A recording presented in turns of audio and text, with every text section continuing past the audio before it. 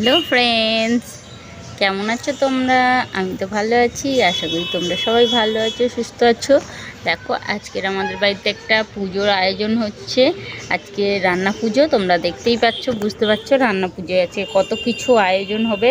আজকে এখন সব আনাজ সবজিগুলো আমি সবজি আলু সব কিছু নারকেল টারকেল সব আমি ধুয়ে ভালো করে পরিষ্কার করে রেখেছি। তো এবার এটাকে আমরা কাটতে বসবো। দেখো, সব ধুয়ে গুছিয়ে নিয়েছি বাসনপত্র, এত কিছু গোছানোর পরে এবার আমরা কাটাকুটি করতে শুরু করব। তো দেখো, আমি আর আমার যা দুজনে মিলে কাটতে বসেছি আনাজ। আর এখানে ভিডিও করছেন আমার জায়ের মেয়ে, সে ভিডিও করছে আর আমরা এখন এখানে কাটছি। তো আমি এখন চাল কুমড়ো কাটছি। দেখো, অনেকগুলো কাটা হয়ে গেছে, এখানে অনেক কিছুই কাটা হয়ে গেছে, তবু আরও কাটছি সবগুলো একসাথে কেটে নিয়ে তারপর রান্না বসাতে হবে। কারণ রান্না একবার বসিয়ে দিলে আর উনুন নেভাতে নেই, তো সেই জন্য সব কিছু জোগাড় করে নিয়ে আমাদের বসতে হয় রান্না করার জন্য। তো রান্না মা করবে, শাশুড়ি মা রান্না করবে, তো আমরা দুজনে মিলে এখন কাটতে বসেছি সব কিছু। কাটাকুটি হয়ে গেলে তারপরে ও অনেকক্ষণ থেকে বসেছিল, বসে থাকতে থাকতে বলছে আমি ভিডিও করব। তো ঠিক আছে, ভিডিও কর। আমি ওর মাকে জিজ্ঞেস করলাম ও ভিডিও করতে পারে, বলছে আমি কোনো দিন দিইনি করতে, কিন্তু ও পারে। তো আমি বললাম ঠিক আছে, তাহলে দিয়েই দিই, দেখি ও কীরকম ভিডিও করতে পারে। তো দেখলাম ঠিকই আছে, ভিডিওটা যা করেছে মোটামুটি ঠিকই করেছে, খুব একটা খারাপ ভিডিও করেনি। তো তোমাদের কেমন লাগলো সেটা জানাও, তোমাদের যদি ভিডিওটা ভালো লাগে। দেখো, এই দেখো আলুগুলোকে কেটে নিয়েছি, সব একদম পাতলা করিনি। একদম পাতলা করলে কি হয়, ওটা তেলে ভাজতে ভাজতে ওটা পুরো কালো কালো হয়ে যায় আর সেটা তিতো হয়ে যাবে। এখানে দেখো ওল কেটেছি, এটা চাটনি হবে, তার জন্য আমাদের ওলের তেঁতুলের চাটনি হয়। আর এটা হচ্ছে চাল কুমড়ো, এটা নারকোল কোড়া দিয়ে চাল কুমড়োটা হবে নারকোল ছাঁয়ের সাথে, তার জন্য চাল কুমড়ো কেটে নিয়েছি। আর এটা কেটেছি চিচিংয়ের, সব সবজি একটু মোটা মোটা করে কেটেছি, কারণ খুব বেশি পাতলা করলে সিদ্ধ তো হয়ে যাবে, গলে যাবে আর কালো হয়ে যাবে, তো সেই জন্য একটু মোটা করে কেটেছি। তো দেখো, কুমড়োটাও মোটা করে কেটে নিয়েছি, কুমড়োটাই একটু সিদ্ধ হতে টাইম লাগে। এখানে উচ্ছে কেটে নিয়েছি, উচ্ছেগুলোকে সেম সবগুলো একই রকমভাবেই কেটেছি আমি, যাতে সব রকম একই রকম ভাজা, সবগুলো একই রকমভাবে ভাজাটা হয়, সেই জন্য। এখানে বরবটিও কাটা হয়ে গেছে। তো আমরা দুজনে মিলেই কেটেছি, কে কোনটা কেটেছি সেটা মনে নেই, কিন্তু দুজনে মিলেই ভাগ করে কেটেছি। তো দেখো, তারপরে আছে ভেন্ডিগুলোকেও কেটে নিয়েছি। আর এমনি পান্তা দিয়ে ভাজাভুজি তো খুব ভালোই লাগে। আর আমার ছেলে তো, ওকে বলতে হবে না, ও তো মাছ খায় না যেহেতু, ও শুধু সব কিছু ভাজা খেতে খুব পছন্দ করে। এখানে দেখো তেঁতুলও কেটে নিয়েছি, কাঁচকলা কেটে নিয়েছি। এখানে এত কিছু কি বলবো, সব কিছু ভাজা করতে হবে, যত রকম সবজি আছে ভাজা করতে হবে। তারপরে হবে পুঁই শাকের পরে আবার একটা ছেঁচড়া চচ্চড়ি হয়। এটা দেখো, এটা মাখুম শিমটাও ভাজার জন্য কেটে নিয়েছি। তো মাঝখান থেকে দুটুকরো করে ওটাকে আবার ভিতরে খোসাগুলোকেও ছাড়িয়ে নিয়েছি। আর আছে পটল, যেগুলো আমাদের বাচ্চাদের সবার মনের জিনিস, এত প্রিয় জিনিস পটল ভাজা, আর বলার কথা নয়। পটল ভাজা যদি আমার ছেলেকে এক বাটি বসিয়ে দিই, ও একাই খেয়ে নেবে। আর বেগুনগুলোকেও কেটে নিয়েছি সব।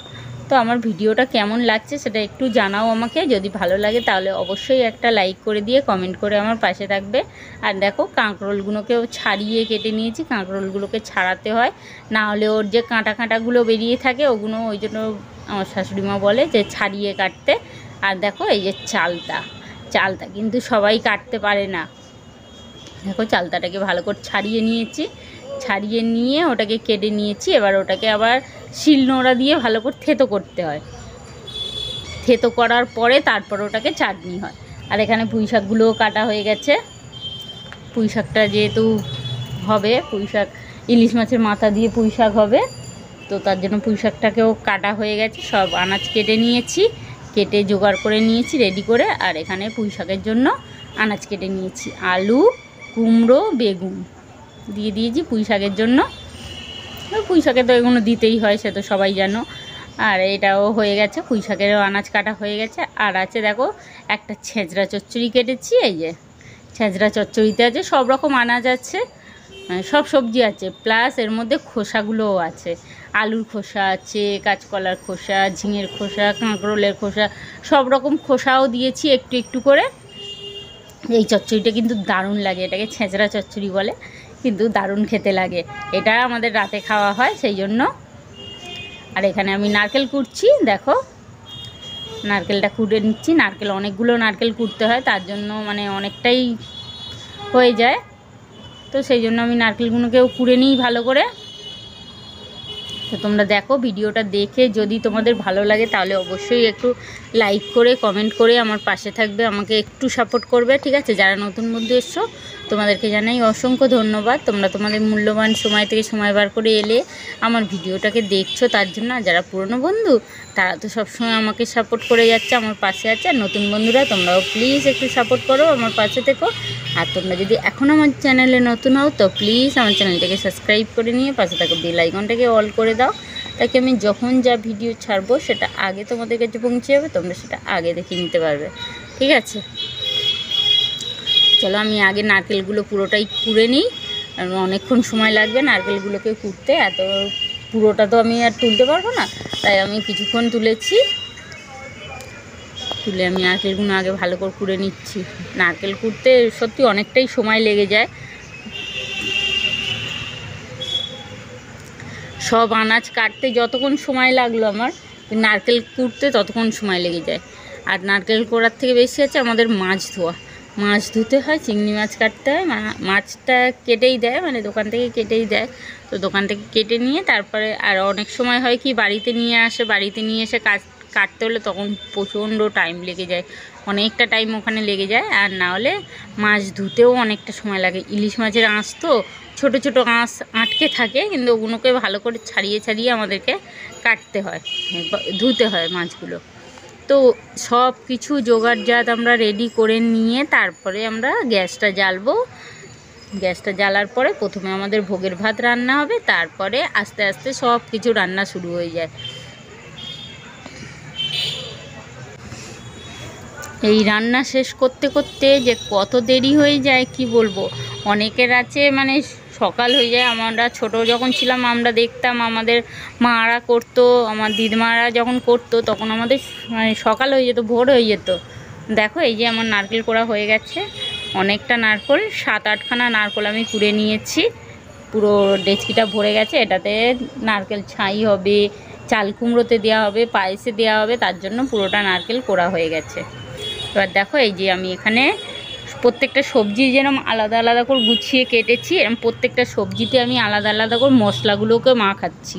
দেখো এর মধ্যে আছে হলুদ, তারপরে আছে জিরে ধনে একসাথে মিক্স করা, ওটাও আমরা পুরো প্যাকেট নিয়ে একটা বাটির মধ্যে ঢেলে গুলে নিই, জলের মধ্যে গুলে নিয়ে ওই একটু একটু করে দিয়ে মেখে নিই, নাহলে বেশি পড়ে গেলে ওটা কী হয় তিতো তিতো হয়ে যায় বেশি ভাজবে। তো নুনটাও দিয়ে দিলাম পরিমাণ মতো, একেবারে পুরোটা মশলাটা মাখিয়ে নেব। মশলাটা মাখানোর পরে তারপরে ওটাকে আমরা ভাজবো।